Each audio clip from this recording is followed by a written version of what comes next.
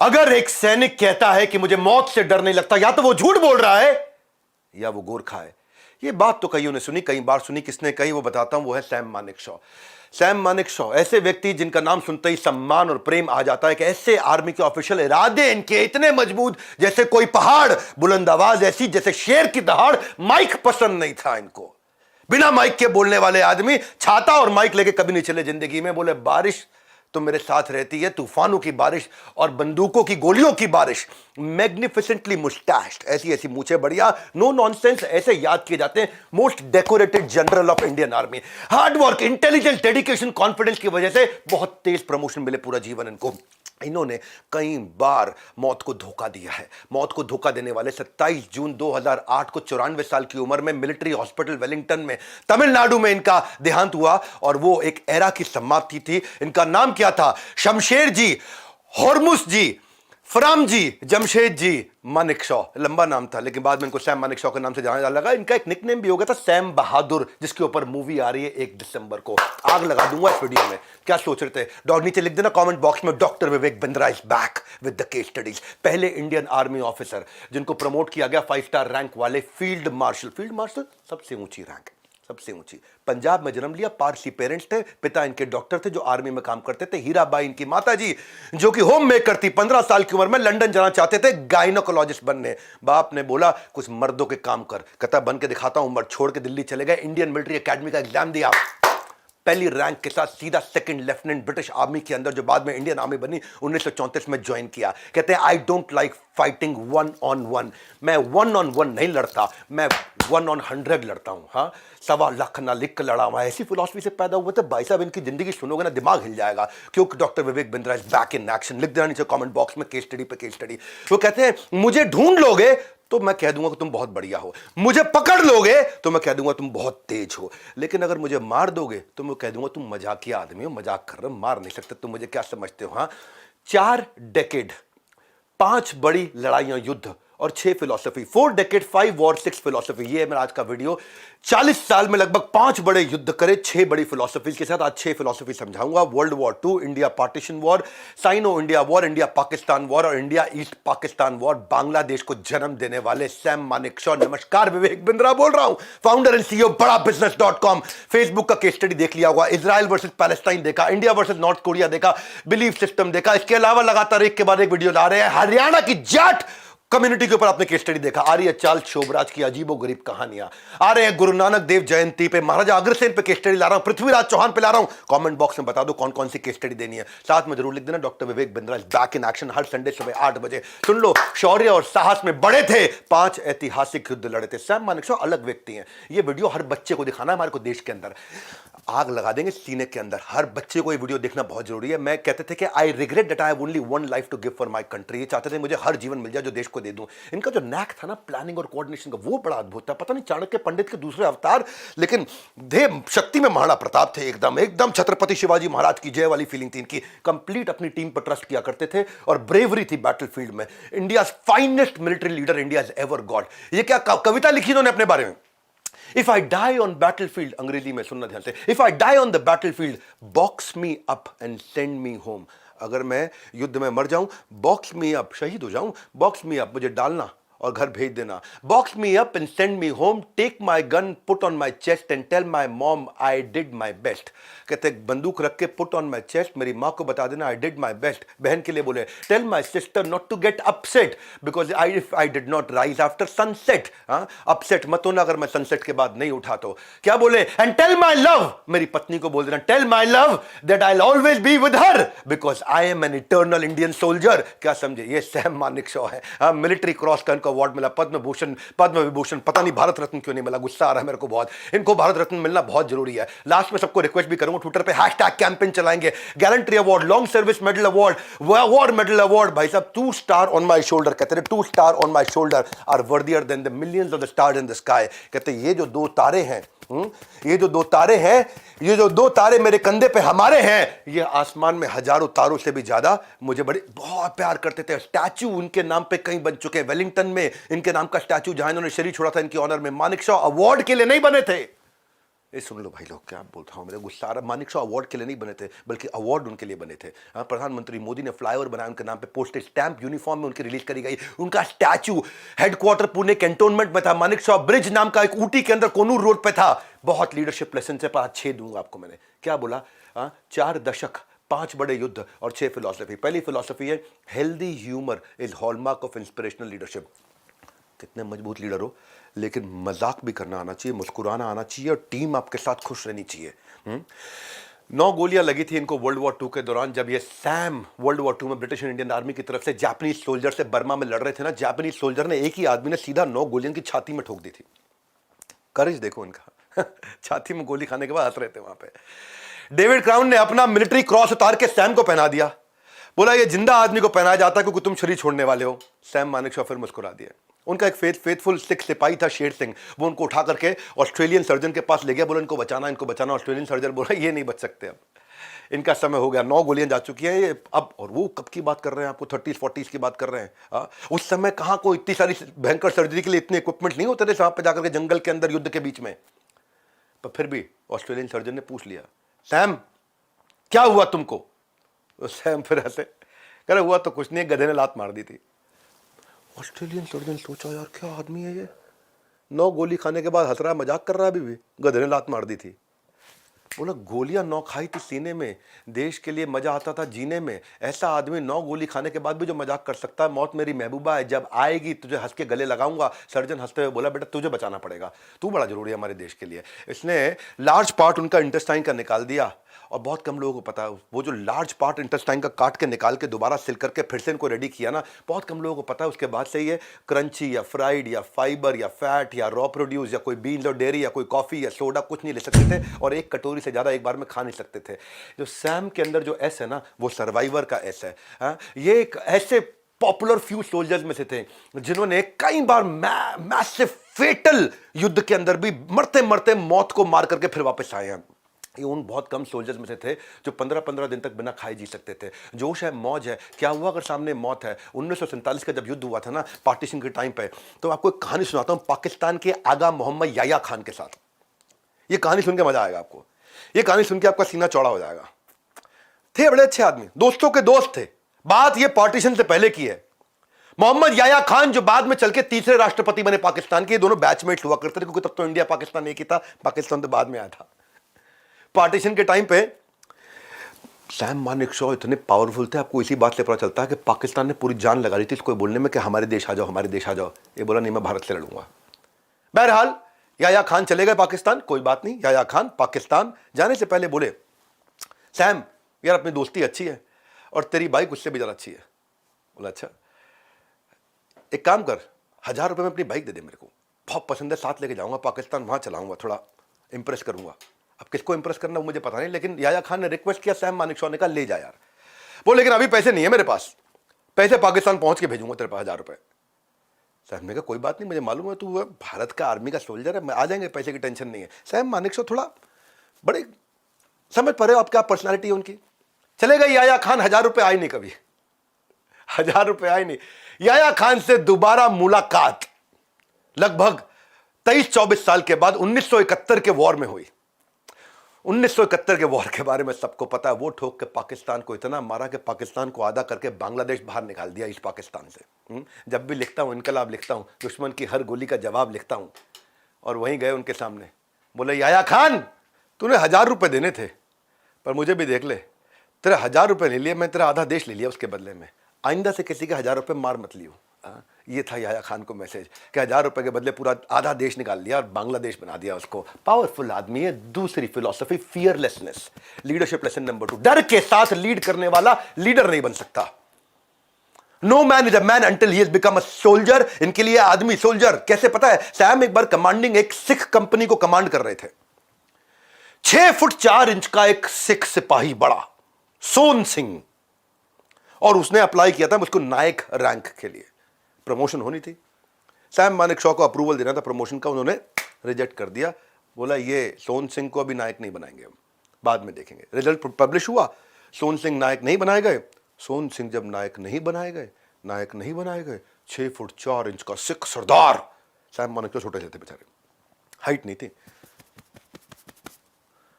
सोहन सिंह ने जाकर बाहर सबको बोल दिया इसको तो गोली मार दूंगा।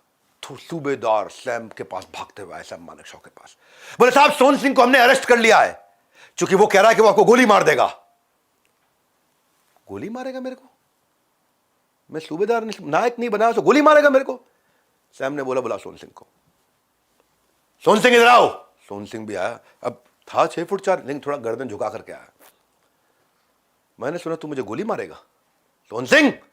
सोहन सिंह बोला नहीं साहब गलती हो गई, माफ कर दीजिए, माफ कर दीजिए, माफ कर दीजिए, गलती हो गई, ऐसे ही बोल दिया था, मैं गुस्सा आ गया था।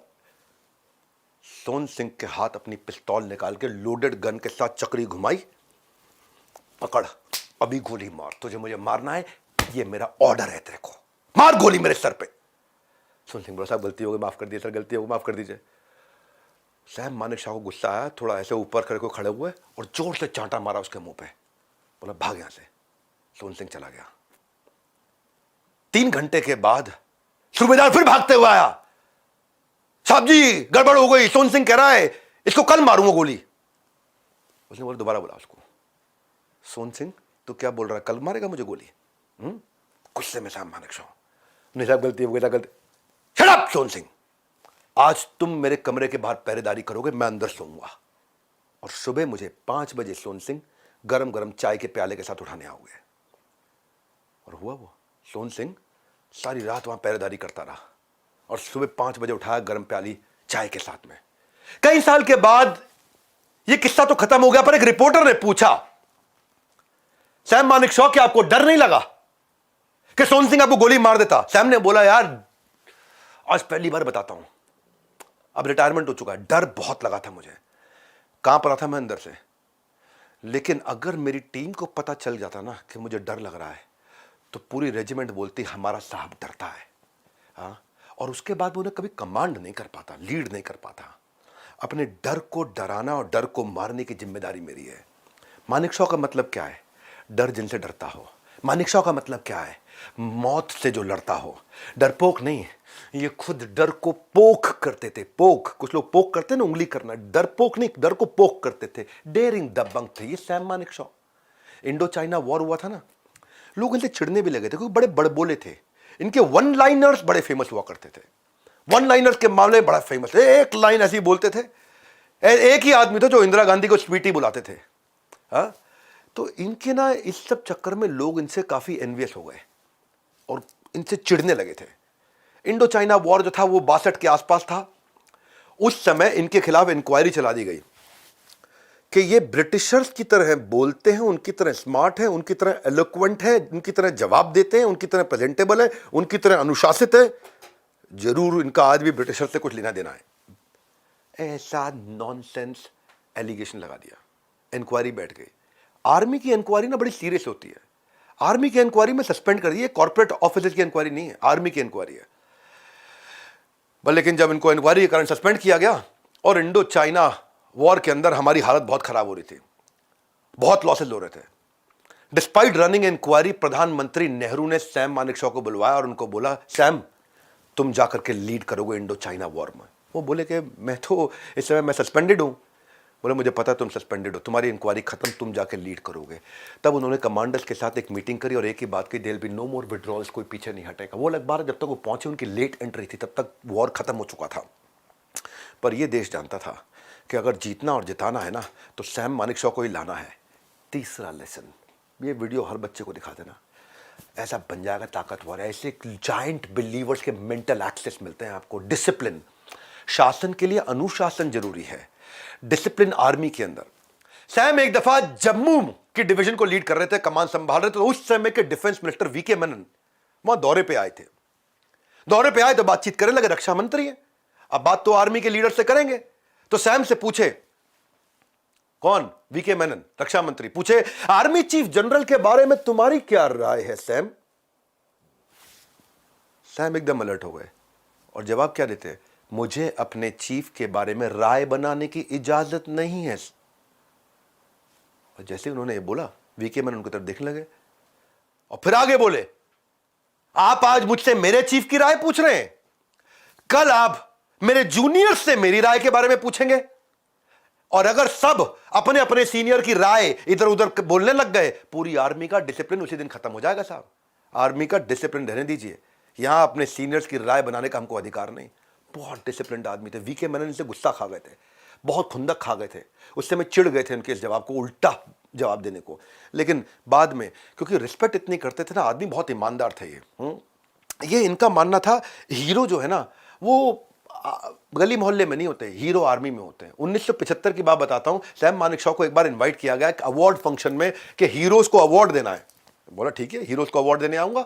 अग्री कर लिया इन्होंने। बाद में इनको पता चला वो फिल्म फेयर अवार्ड था, वहां फिल्म एक्टर्स को अवार्ड देना था, मना कर दिया इन्होंने।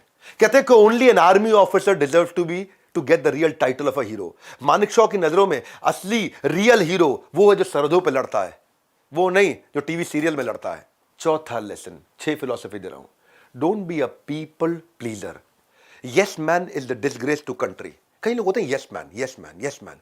ये बोलते हैं यस मैन कौन होता है? ये हमारे देश के लिए शर्मिंदगी होता है। पूंछ बनकर रहोगे, हमेशा पीछे रह जाओगे। चापलूसी वाले छाप नहीं छोड़ा करते। हाँ, बात और बुलेट सीधा निशाने पर मारते थे। इसलिए जंग हो या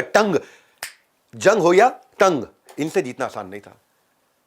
सैम मानेकशॉ की प्रधानमंत्री इंदिरा गांधी के साथ जो कॉन्वर्सेशन है वो बड़ी पॉपुलर रही हैं। बाद में उनको कई किताबों में कवर किया गया, बहुत सी किताबों में आई है। 1971 का जब वॉर हुआ, इंडो पाक वॉर जो था, सैम मानेकशॉ उससे पहले से ही बहुत पॉपुलर हुए जा रहे थे। और इंडो पाक वॉर में तो खैर बहुत पॉपुलर हो गए थे। हाँ, पावरफुल इतने थे ना, इनको promotions, out of term promotions मिली थी। इनके कई सीनियर्स के साथ जंप कर करके ये आगे निकलते चले गए, तो वो बात फैलने लगी। और जैसे पाकिस्तान में होता है ना, आर्मी के लोग जो हैं तख्ता पलट कर देते हैं, तो इंडिया में भी ये खतरा लगने लगा। कई मिनिस्टर बोलने लगे इंदिरा गांधी को कि Shrimati Indira Gandhi, madam prime minister, ऐसा लगता है मैडम कि ये तख्ता पलट करेगा। सैम मानेकशॉ में वो दम है। तो पाकिस्तानियों को देख रहा तख्ता पलट करते करते, वहाँ कई, आपको पता है आर्मी वाले वहाँ पे किसी दिन मन करता गवर्नमेंट खत्म कर देते हैं वहाँ पे। तो इंदिरा गांधी को जब कई लोगों ने बोला, उन्होंने सैम मानेकशॉ को बुलाया, सैम इधर आओ। और थोड़ी चिंतित थी, बोले सब लोग कह रहे हैं कि तुम तख्ता पलट करने के मूड में हो, तुम मेरे को हटा करके खुद इस भारत को लीड करना चाहते हो, प्राइम मिनिस्टर को हटा दोगे तुम। सैम ने प्राइम मिनिस्टर इंदिरा गांधी से बोला। अब वो किसने कहा? गांधी ने बोला मेरे मिनिस्टर इसके बारे में बहुत बातचीत कर रहे हैं। सैम ने बोला आपको क्या लगता है? इंदिरा गांधी बोली मुझे लगता है तुम ऐसा कर नहीं पाओगे। सैम मानेकशॉ बोले कर तो सकता हूं, तख्ता पलट कर तो सकता हूं, पर करूंगा नहीं। मेरी नाक भी लंबी है, आपकी नाक भी लंबी है, हम दोनों की नाक ऊंची और लंबी है। अच्छा यही रहेगा कि अपनी नाक दूसरे के काम में ना लेके आए, अपनी नाक ना लड़ाएं। हाँ, you mind your own business, I mind mine, you kiss your sweetheart, I kiss mine. ऐसी बात श्रीमती इंदिरा गांधी से यही कर सकते थे। हाँ, कि तुम अपनी स्वीट हार्ट को किस करो, मैं अपनी को करूंगी। हाँ, मैं तुम्हारी पॉलिटिक्स में इंटरफेयर नहीं करूंगी, तुम मेरी आर्मी में इंटरफेयर मत करो। बहुत ही अद्भुत प्रकार के आदमी थे, यस मैन नहीं थे ये, कभी यस मैन नहीं। इनके लिए यस मैन डिसग्रेस था, मुंह पे तड़ाक टपाक ऐसे जवाब देते। बांग्लादेश का जो युद्ध हुआ था ना, Manekshaw was the key architect. हाँ, shortest wars in the history. एक दफा 1971 अप्रैल की बात रही होगी, प्रधानमंत्री ने कैबिनेट मीटिंग बुलाई वहां पे और आकर के सैम को बताया कि त्रिपुरा, आसाम, वेस्ट बंगाल के चीफ मिनिस्टर खत लिख रहे हैं मुझको, चिट्ठी लिख रहे हैं। प्रधानमंत्री बोलती है इनको, वो क्या लिखते हैं चिट्ठी में कि 9 लाख से ज्यादा रिफ्यूजी बांग्लादेश से इस समय भारत के अंदर आ चुके हैं। भारत में इस समय नॉर्थ ईस्ट में उतने भारतीय नहीं जितने बांग्लादेशी आ चुके हैं अंदर, और पूरा का पूरा इस समय माहौल बिगड़ने जा रहा है। आप क्या कर रहे हैं इसके बारे में? सैम ने बोला आप क्या चाहती है, मैं क्या करूं इसके बारे में? प्रधानमंत्री कहती है उनको, उठो, टीम उठाओ और ईस्ट पाकिस्तान मार्च करो, घुल जाओ अंदर वाला करके, रोको सारे रिफ्यूजीज को। पाकिस्तान बांग्लादेश को जो कंट्रोल कर रहा था, बांग्लादेश नहीं था, वो ईस्ट पाकिस्तान था। मानेकशॉ बोले मैडम आप समझती हैं? हाँ madam prime minister, do you really understand कि इसका मतलब होगा युद्ध हो जाएगा? इंदिरा गांधी कहती है मुझे फर्क नहीं पड़ता युद्ध हो जाए ना होए, तुम जाओ वहां पे। तो मानेकशॉ बोलते हैं देखो आर यू रेडी? मैं रेडी नहीं हूं उस समय, क्योंकि सैम ने बोला मेरी आर्मी अभी देश के कोने कोने में पूरे भारत में बटी और फैली हुई है, और मिसेस प्राइम मिनिस्टर अगले कुछ महीनों के लिए अगर आप चाहते हैं कि हम युद्ध करें तो सारी रोड बंद करनी पड़ेगी, सारी रेल बंद करने पड़ेंगे, सारे रिसोर्स बंद करने पड़ेंगे, सबसे खाली आर्मी को इकट्ठा करके लाना पड़ेगा, जो एयरलाइन सारी आर्मी के लिए यूज होंगी सब कुछ आर्मी को देना पड़ेगा, तब जाके मैं सेना को इकट्ठा कर पाऊंगा। सेना इकट्ठा करना पॉसिबल नहीं है, मजाक है। इतने बड़े देश से मैं यहाँ पे खड़े कर दूं, सारे के सारे लोग कल आ जाओ, हाँ गिली गिली अप्पा ऐसे झू कर दूं, मतलब ये उतना ऐसा बोल सकते थे वो। हाँ शायद ऐसे नहीं किया होगा, पर आपको समझाने के लिए मैं बता रहा हूँ। फिर क्या बोले, अभी तो अप्रैल का महीना है, एक बार अगर हिमालयन रेंजेस के पास से सारे खुल गए ना और बर्फ वहां से गर्मी के बाद पिघल करके नीचे आई, तो वहां से चाइना आकर के अपॉर्चुनिटी लेगा, वो वहां से आकर अटैक करेगा, और 2 फ्रंट पे तो लड़ाई नहीं लड़ सकता अभी मैं। और एक बार मॉनसून शुरू हो गया, मॉनसून का मतलब समझ लीजिए, madam prime minister, east Pakistan में मॉनसून का मतलब होता है फ्लड, और अगर मॉनसून में अगर वहां फ्लड आ गया तो एक छोर से दूसरा छोर तो वैसे भी नहीं दिखता, हम केवल सड़कों पे लड़ पाएंगे, बाकी तो कहीं लड़ भी नहीं पाएंगे उस मौसम के कारण। और अगर आप फिर भी चाहते हैं कि मैं जाकर के लड़ूं, तो मैं गारंटी देकर के जाता हूं कि हम 100% हार के आएंगे। हां, और अगर मेरी सुन लोगे स्वीटी, तो मैं गारंटी देता हूं बांग्लादेश जिता के लाएंगे, ईस्ट पाकिस्तान खत्म करके आएंगे और पाकिस्तान को घुटनों पर डाल के लाएंगे। अब बताओ क्या ऑर्डर है? इंदिरा गांधी ने बोला मीटिंग डिसमिस्ड, सारे मिनिस्टर उठ के जाने लगे, सैम मानेकशॉ जाने लगे। तभी बोली वो, चीफ तुम रुक जाओ। ये रुक गए वहां, उनको लगा अभी बोलेंगे मुझे अकेले में कुछ। बोले इससे पहले कि आप मुझे कुछ बोले मैं आपको रेजिग्नेशन दे देता हूं अपना, मेरा रेजिग्नेशन ले लीजिए। बोले नहीं नहीं नहीं, इतना गुस्सा मत खाओ, बताओ कितना टाइम चाहिए। मैंने बोला टाइम मेरे हिसाब से दो, जीत आपके हिसाब से होगी। और फिर जानते हैं कुछ महीनों की तैयारी के बाद ये स्ट्रेटेजिक टाइम पे सर्दियों के समय 3 दिसंबर 1971 93,000 सोल्जर घुटनों पे ला दिए थे। हाँ, ऐसी डिसाइसिव विक्ट्री कंट्री को ला करके दी थी कि बांग्लादेश का जन्म हुआ था, जिसके पीछे उसके जनक सैम मानेकशॉ कहें तो अतिशयोक्ति नहीं होगी, एग्जैजरेशन नहीं होगा। एक सच्चा लीडर पहली लड़ाई दिमाग में लड़ता है, उसके बाद जाके युद्ध के मैदान में लड़ता है। एक रात पहले युद्ध से जब इन्होंने तैयारी करी तो प्राइम मिनिस्टर ने बोला, आर यू रेडी? तो बोले, I am absolutely ready sweetie. और ये बात केवल सैम बोल सकते थे। ये क्या कहते थे? ये कहते थे अगर मौत आ गई ना, हाँ, और मेरे जीतने से पहले मौत आ गई तो मैं मौत को मौत के घाट उतार दूंगा। ये कहते हैं we fight to win and win with a knockout. बोले मैं जीतने के लिए लड़ता हूं और सामने वाले को खत्म करने के लिए लड़ता हूं, क्योंकि ये वाली जो रेस है ना मैडम प्राइम मिनिस्टर, इसमें कोई सेकंड नहीं आता है। हाँ, इसमें कोई रन अप नहीं होता है, इसमें एक ही आदमी जीतता है। इसमें सेकंड प्लेस थर्ड प्लेस होती नहीं है, एक ही आदमी की प्लेस होती है। Leadership lesson number 5। ये वीडियो ना लंबा कितना भी हो जाए, ये हर बच्चे को देश में दिखा देना, संस्कार बनेंगे ऐसे। जो वीडियो गेम खेलने में लगे हुए हैं, जो इस समय आलतू फालतू बहुत सी रील देख रहे हैं, पतली कमरिया हाय हाय। 5वां लेसन सुनो, दुश्मन को मार गिराओ लेकिन इंसानियत जिंदा रखो। ऐसी इंसानियत थी इनके अंदर, बरसों तक इनकी इंसानियत याद रखी जाएगी। ये अपनी इन सर्च ऑफ विक्ट्री, ये अपनी मिलिट्री वैल्यूज तो कभी नहीं छोड़ते थे। इन पे कोई उंगली नहीं उठा पाया आज तक कि इंडिया को इन्होंने जिताया अलग तरीके से। आर्मी को क्या बोलते थे, अगर तुम कितनी भी टफ फाइट क्यों ना हो तुम्हारी पाकिस्तान के खिलाफ, लेकिन अगर तुम्हारे को महिला दिख जाए सामने तो हाथ जेब में डाल देना, महिला और बच्चों का नुकसान नहीं होना चाहिए। जो पाकिस्तानी किया करते थे उस समय, जब पाकिस्तानी किया करते थे उस समय, जितने कंटिन्यूसली वहां पर रेप्स किए उन्होंने बांग्लादेशी महिलाओं को, क्या क्या नहीं किया। अपने जवान को बोलते थे महिला दिख जाए या तो हाथ ऐसे कर लेना या जेब में डाल लेना। प्रिजनर ऑफ वॉर जो थे ना, 90,000 सोल्जर पाकिस्तान के, जिनको उन्होंने सरेंडर कराया, जो घुटनों पे आए, उनको उन्होंने POW प्रिजनर ऑफ वॉर, उनको रहने के लिए पक्के घर दिए। भारत के जवान बाहर सोते थे, खेत में सोते थे। पाकिस्तान के जो सैनिक, जो प्रिजनर थे, जो सरेंडर कराए इन्होंने, वो अंदर सोते थे। इंडियन सोल्जर जमीन पे सोते थे, वो बेड पे सोते थे। जानते हैं ये पाकिस्तानी सोल्जर्स को उन्होंने खटमल से, तकलीफ ना, उनसे पूछते थे जाकर के, तुम्हारे गद्दे पे खटमल तो नहीं है, मच्छर तो नहीं तुम्हारे गद्दे के ऊपर, तकिए पे कहीं खटमल तो नहीं है। और इंडियन जवान जमीन पर सोते थे। खाना जब बढ़ता था तो पहले पाकिस्तानी सोल्जर को खाना मिलता था, बचा हुआ इंडियन को मिलता था। उनको वहां पे रखते हुए उनके हाथ में कुरान पकड़ाई, कुरान पढ़ो, अपने दिल और संस्कारों को बदलो। और वहां पे क्या बोलते थे, ये कहते थे सिपाही चाहे कोई भी हो, सरहद के इस पार का या उस पार का, मानेकशॉ की नजर में वो हकदार था इज्जत और प्यार का, चाहे इस पार का चाहे उस पार का। ये बड़ी कमाल की बात थी। और जो पाकिस्तानी सैनिक होते थे कहते थे कि आप, हमें अफसोस है कि आप हमारे कमांडर नहीं है। He was bold in war, not cold in war. अंदर से बॉम्ब थे, दुश्मन को मार गिराया लेकिन इंसानियत हमेशा जिंदा रखी। और उसके बाद ना, युद्ध जीतने के बाद में ये पाकिस्तान विजिट भी किया उन्होंने, बांग्लादेश लिबरेशन वॉर के बाद 2 महीने के बाद गए थे वहां पे। 2 महीने के बाद जब वहां गए तो वहां पाकिस्तान के जो गवर्नर थे उन्होंने उनको बिल्कुल फर्स्ट क्लास वार्म वेलकम दिया। और वहीं पे गवर्नर ने जब मीटिंग खत्म हुई तो बोला, बाहर कुछ सैनिक है हमारे, वो आपसे मिलना चाहते हैं। तो वहीं एक पाकिस्तानी सैनिक था, अपना सराफा पगड़ी बड़ी सी पहन रखी थी उसने। जैसे ही सैम मानेकशॉ दिखे, उन्होंने जाकर के पगड़ी लाकर के उनके पैरों में रख दी। सैम बोले, मैं तो तुम्हें जानता भी नहीं हूं, कौन हो तुम? उठा के पगड़ी उनके वापस करी, उनको पहना दी। वो ऑफिसर की आंखों में आंसू थे, रो रहा था वो। हाँ, बोले कौन हो तुम, क्यों रो रहे हो भाई, मैं तुम्हें जानता भी नहीं हूं। तो बोले, साहब मेरे 5 लड़के हैं और 5 के 5 मैंने पाकिस्तानी आर्मी में भर्ती कर दिए, और 5 के 5 आज बांग्लादेश में प्रिजनर ऑफ वॉर हैं। जिनको आपने हराया वो आज भी वहीं है। और मेरी उनसे लगातार चिट्ठी पे खूब वार्तालाप हो रही है, चर्चा हो रही है। फ्रीक्वेंटली मुझे उनसे लेटर्स मिलते हैं और मुझे बताया जाता है कि कैसे आप उनका ध्यान रख रहे हैं। आपने उनको कुरान दिया, आपने उनको गद्दे दिए, आपने उनको साफ बेड दिया, आपने उनको एंटी मस्किटो स्प्रे दिया, आपने उनको सुबह की चाय, दोपहर का नाश्ता, खाना सब दिया, साफ पीने का पानी दिया। आपके सैनिक सड़क पर सोते हैं, हमारे सैनिक बिस्तरे पे आराम से कमरे के अंदर पक्के मकानों में सो रहे हैं। तो ये उनकी तरफ देखने लगे, बोले हमारी गलती थी कि हमने सोच लिया कि हम आपको हरा देंगे। जिस देश के आर्मी का लीडर सैम मानेकशॉ जैसा हो, आपके जैसा हो, उसे तो उस देश को तो जीतना ही था। उस देश को कौन हरा सकता है? और हम ये बात कभी नहीं मानेंगे कि हिंदू लोग खराब होते हैं। आज हमने सीख लिया। कई बार हमारे यहाँ बोला जाता है कि इंडिया में गलत तरीके से व्यवहार किया गया। आज हम तो खुद अपनी आंखों से देख रहे हैं। सैम मानेकशॉ ने खैर बाद में आकर के भारत में भी बोली बात है कि मेरे को कई बार हमारे पॉलिटिशियंस ने बहुत गुस्सा किया कि तुमने पाकिस्तानी सैनिकों को अपने दामाद की तरह रख रखा है, हमारे सैनिकों को इतना ख्याल नहीं रखा।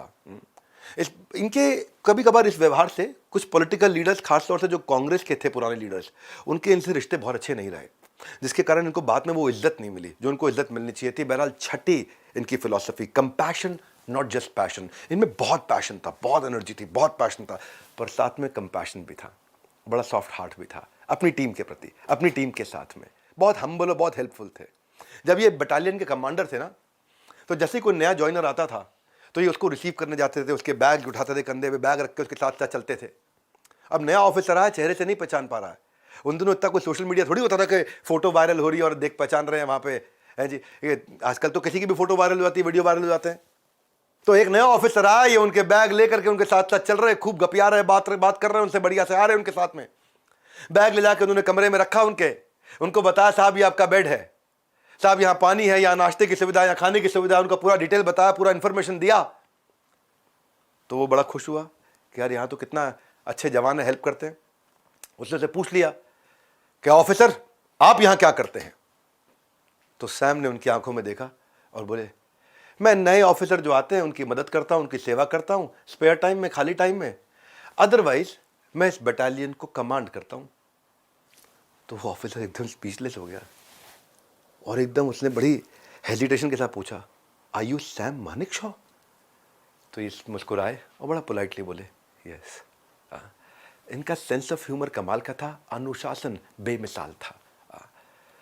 सामने वाला एकदम स्पीचलेस हो गया। 1971 में भी आपको इनकी मैं काइंडनेस की एक कहानी सुनाता हूँ। 1971 में बहुत मजा आएगा आपको। गोरखा रेजिमेंट को लीड किया करते थे मानेकशॉ। उनको बड़ी एक्साइटमेंट से देखते भी थे, उनसे मिलते थे, उनसे बात करते थे। गोरखा लोगों में बहुत दम होता है।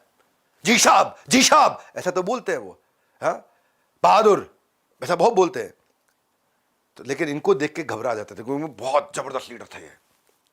तो सैम जब वहां से निकले तो उन्हें गोरखा दिखा, बहुत जूनियर ऑफिसर था, बहुत जूनियर। उनसे बोला गोरखा से बोले मुझे जानते हो, डू यू नो मी? तो गोरखा बोला जी साहब।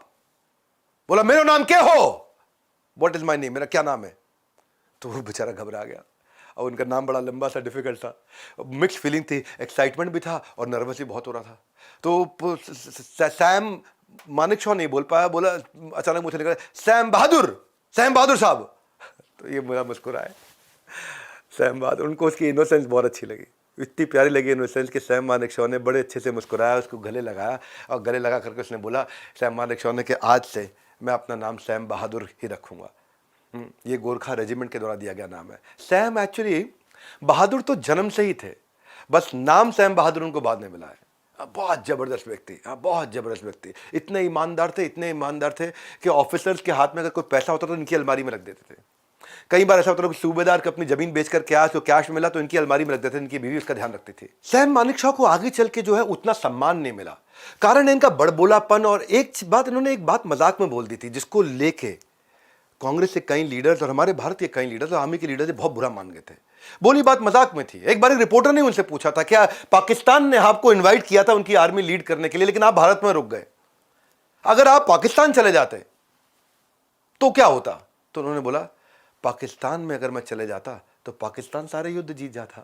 तो मुस्लिमों ने मजाक में ये बात बोली, पर कुछ लोगों को बात बहुत चुभ गई और इनके करियर में बाद में चल के बहुत दिक्कत हुई। ये एक व्यक्ति थे जो बोलते थे सर और मैम, खाली मैं प्रेसिडेंट ऑफ इंडिया को बोलूंगा क्योंकि आर्मी के असली हेड ऑफ डिफेंस सर्विस वही होते हैं। इसलिए इंदिरा गांधी को भी ये प्राइम मिनिस्टर बोलते थे, बाकी सब खाली मैडम मैडम मैडम बोलते थे। ये मिसेस प्राइम मिनिस्टर भी बोलते थे, उनको मैडम करके नहीं बोलते थे खाली। बड़े करेजियस व्यक्ति थे, सीधा आंखों में देख के प्राइम मिनिस्टर से बात करते थे। एक ही व्यक्ति जो आंखों में देख करके और उनको रिवर्स मेंटरिंग भी कर देते थे। मिलिट्री ऑपरेशन ईस्ट पाकिस्तान के जो थे, रिवर्स मेंटरिंग करने वाले यही आदमी थे। लेकिन इनके आउटस्पोकन बिहेवियर के कारण मानेक शॉ को बाद में वो रिस्पेक्ट नहीं मिली जो उनको मिलनी चाहिए थी। और आज ये वीडियो मैं चाहता हूं, मूवी तो आने वाली है इनकी, मूवी आएगी, आप मूवी भी देखिएगा, लेकिन आज मैं चाहता हूं उनकी इस रिस्पेक्ट को हमारे को लौटाना चाहिए, देश को उनको याद जरूर करना चाहिए। हाँ, ये कैसे व्यक्ति, नेचुरली इनको कोल्ड शोल्डर मिला, मैं जानता हूं ब्यूरोक्रेसी से इनकी रिटायरमेंट के बाद। हालांकि जो फील्ड मार्शल होता है वो रिटायर कभी नहीं होता है, उसको सारे बेनिफिट्स मिलने चाहिए। ये उनको 1973 में रैंक दी गई, सबसे ऊंची रैंक है आर्मी की, लेकिन इनको कोई भी बेनिफिट नहीं मिले बाद में। बड़ा लो की फ्यूनरल हुआ, जब इनका देहांत भी हुआ, सीनियर मोस्ट सर्विंग ऑफिसर थे उस टाइम के, कोई नहीं पहुंचे इनके स्टेट फ्यूनरल की तरह से किया जाना चाहिए था। पहले तो आपने मानेक शॉ को फील्ड मार्शल बना दिया 1971 में, और बाद में इतना शैबी तरीके से बिहेव किया गया उनके साथ में। क्यों क्यों पॉलिटिकल लीडर्स के साथ इनकी बनती नहीं थी। ऑफिसर्स के अलावा सोल्जर्स में जितने सीनियर लीडर्स थे कोई नहीं गए वहां पे। ऑल थ्री जो सर्विसेज के चीफ होते हैं, या डिफेंस मिनिस्टर होते हैं, या प्राइम मिनिस्टर होते हैं, सब एब्सेंट थे। इनफैक्ट प्रेसिडेंट जो हेड ऑफ डिफेंस सर्विसेज एक तरह से, वो भी नहीं गए। और कोई स्टेटमेंट ऑफ कॉन्डोलेंस भी नहीं दिया गया। आर्मी चीफ उस समय जनरल दीपक कपूर थे, उनकी तरफ से भी कोई स्टेटमेंट नहीं आया। सुरेश मेहता थे उस समय चेयरमैन, जो कि चीफ ऑफ स्टाफ कमेटी के, वहां से भी कोई स्टेटमेंट नहीं आया। इनकी प्रेजेंस वहां पे ड्यूटी नहीं थी, ऑब्लिगेशन थी, पर कोई नहीं गया। आज दर्द होता है, दुख होता है देख करके, जिस व्यक्ति को भारत रत्न मिलना चाहिए, उनके फ्यूनरल पे झंडा झुकाना तो दूर, वहां पे कोई व्यक्ति, उनके फ्यूनरल पे हमारे देश का कोई लीडर नहीं पहुंचा। मानेक शॉ की पर्सनालिटी जो है, कॉन्फिडेंस और गैलेंट्री की personality, field marshal Sam Manek Shaw एक परफेक्ट ब्लेंड थे, विट और विल के। एक ऐसे लेजेंड थे जिसकी भारत को हमेशा जरूरत है, और भारत को ऐसे लेजेंड और चाहिए। वो यस मैन नहीं थे, वो रिवर्स मेंटरिंग कर देने वाले थे। Extra ordinary soldier, first class military leadership, uplift किया कंटिन्यूसली इंडियन आर्मी को पूरी ईमानदारी के साथ, पर उनको वो रिस्पेक्ट और वो रिकॉग्निशन मिला नहीं जो उनको मिलना चाहिए था। इन्होंने फैसले ऐसे लिए जो सदियों के फासले के बाद भी याद किए जाएंगे। आओ सलाम करें उन्हें जिनके हिस्से में मुकाम आता है। खुशनसीब है वो लोग जिनका खून वतन के काम आता है। 9 गोलियां खा करके, मजाक करके अपनी पूरी की पूरी टीम का उत्साह बढ़ाने वाले सैम मानेक शॉ को आज हमारे को याद करने का दिन है। सैम मानेक शॉ 2008 में भले ही इस देश को छोड़ के चले गए, लेकिन अपने साथ में आर्मी को और देश को एक ब्लूप्रिंट देके गए। मैं भी एक प्रोग्राम चलाता हूं, बिलियनियर्स ब्लूप्रिंट, आज उसकी बात बिल्कुल नहीं करूंगा। आज बात करूंगा केवल सैम मानेक शॉ की। मैं अपने साथ एक कैंपेन रन करने जा रहा हूं। हाँ, hashtag Bharat Ratna for Sam Bahadur, hashtag Bharat Ratna for Sam Bahadur. ये सामने लिखा है, इस हैशटैग को कॉपी करिए, मैं नीचे पिन टू टॉप में डाल के जा रहा हूं। Hashtag request by doctor Vivek Bindra. इस वीडियो को देश के हर युवा को दिखाइए, इंस्पिरेशन बढ़ाइए। हमारे साथ जुड़े रहने के लिए प्रेमपूर्वक बहुत बहुत धन्यवाद।